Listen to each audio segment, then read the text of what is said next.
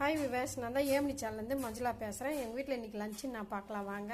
பருப்பும் அரிசியும் போட்டு சேர்த்து வச்ச ஒரு பருப்பு சாதங்க. பாருங்கள், குக்கர்லேயே வச்சா ரொம்ப பளபளன்னு சூப்பராக இருக்குது இந்த அரிசி.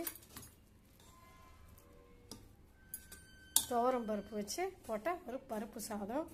அதுக்கு டொமாட்டோ தொக்கு பாருங்கள், தக்காளி ஊறுகாய்,